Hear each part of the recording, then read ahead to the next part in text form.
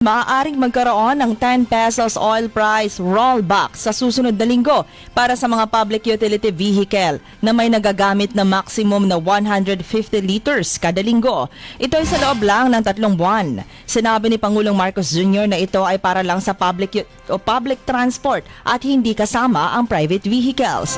Sisimulan ang nasabing programa sa National Capital Region sa susunod na linggo at palalawakin sa mga susunod na araw hanggang sa maipatupad ito sa buong bansa.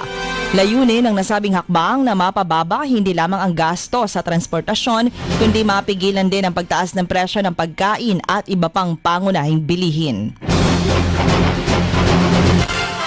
Samantala, hinamon ni Puwersa ng Pilipinong Pandagat Party List Representative Harold Duterte ang pamahalaan na buhayin ng Oil Price Stabilization Fund bilang tugon sa Band-Aid Solutions na nagaganap ngayon sa bansa sa gitna ng patuloy na pagsirit ng presyo ng langis.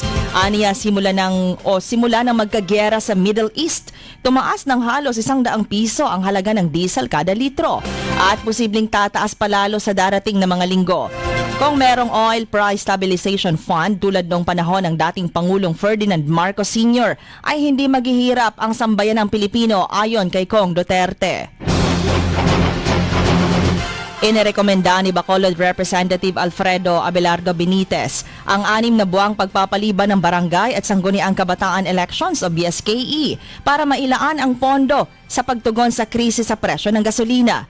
Sinabi ni Benitez na 13 hanggang 14 billion pesos ang nakalaan para sa halalan na maaaring gamitin muna para sa tulong sa mga apektadong sektor. Itinakda ang BSKE sa November 2 ng taong ito at kailangan ng isang batas para ito ay maipagpaliban sa susunod na taon o posibleng isabay na sa 2028 national elections. Sa araw ng kagitingan o sa kanyang kagitingan message, hinikayat ni Pangulong Marcos Jr. ang mga Pilipino na isabuhay ang kagitingan sa bawat tamang desisyon, sa bawat pagtulong sa kapwa at sa bawat paninindigan sa tama.